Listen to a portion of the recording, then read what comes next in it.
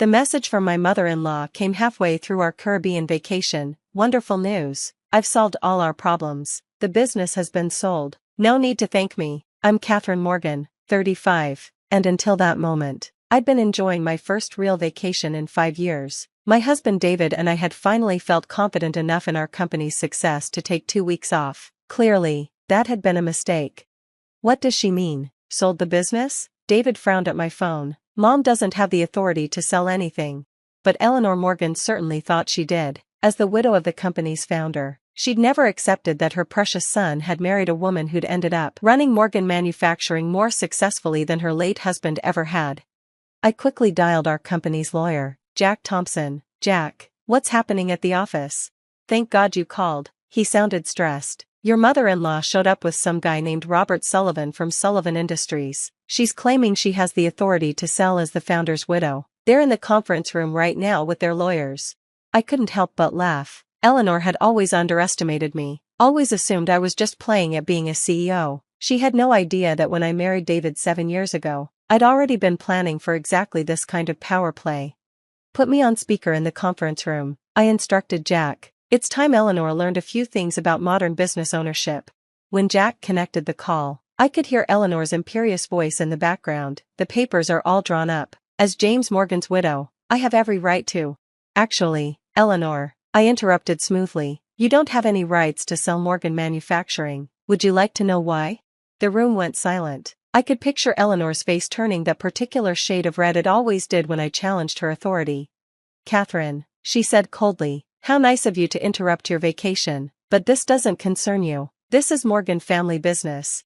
Interesting choice of words, I replied, because Morgan Manufacturing hasn't been Morgan family business for 5 years. The company was completely restructured when we modernized and expanded. Nonsense, Eleanor snapped. James left the company to me and David.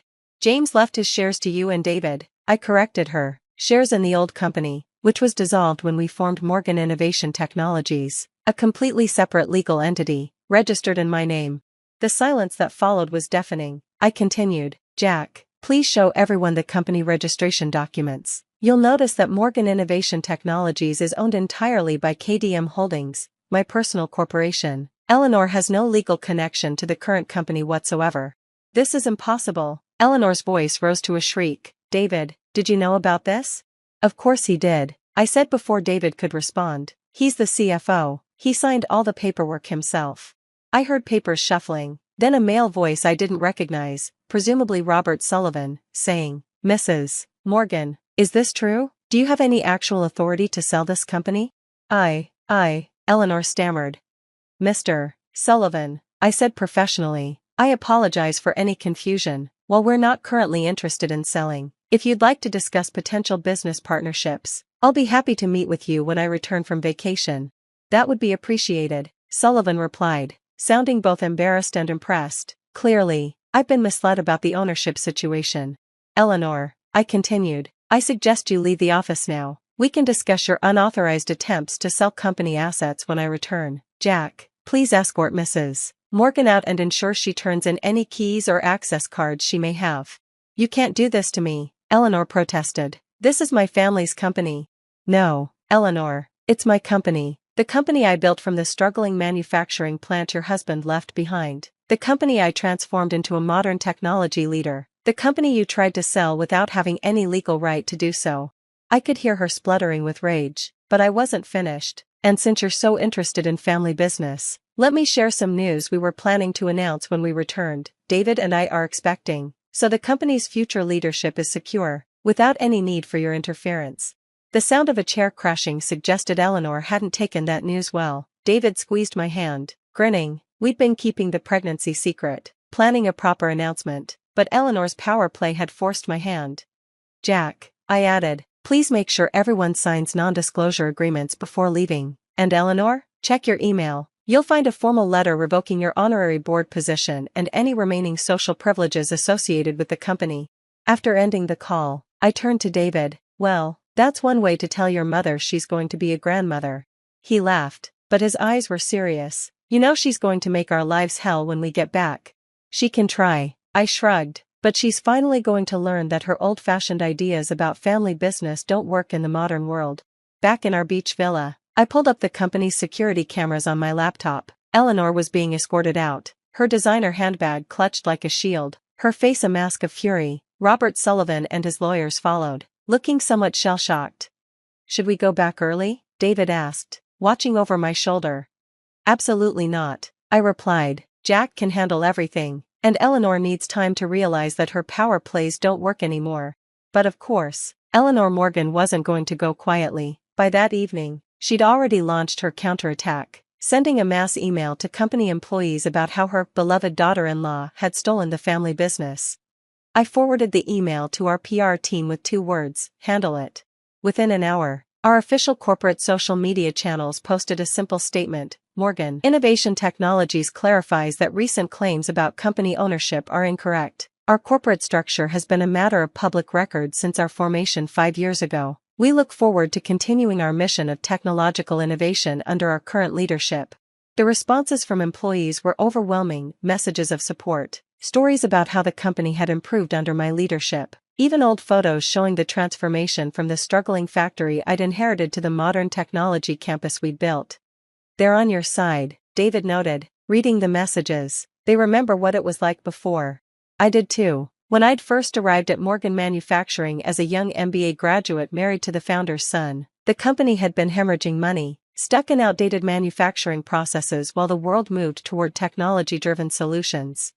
James Morgan, David's father, had been a good man but a stubborn one. He'd refused to change with the times, insisting that the old ways were best. Eleanor had encouraged that stubbornness, proud of her husband's traditional values.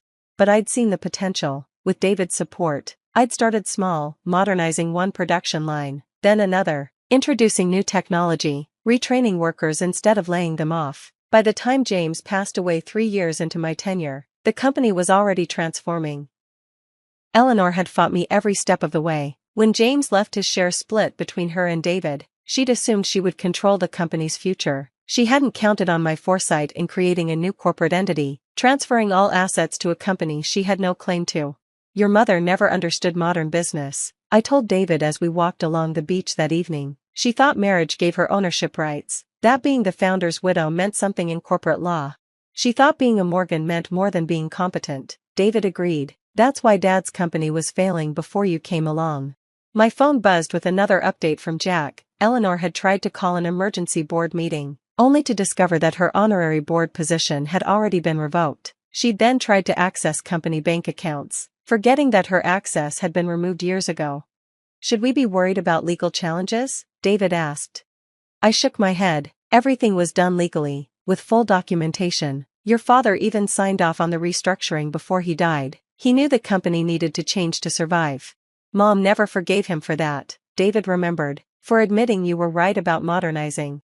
The next few days brought more attempts at disruption. Eleanor tried to contact major clients, but they'd all signed contracts with Morgan Innovation Technologies, not the old Morgan Manufacturing. She attempted to rally old employees, only to find that most preferred the better pay and conditions under the new company.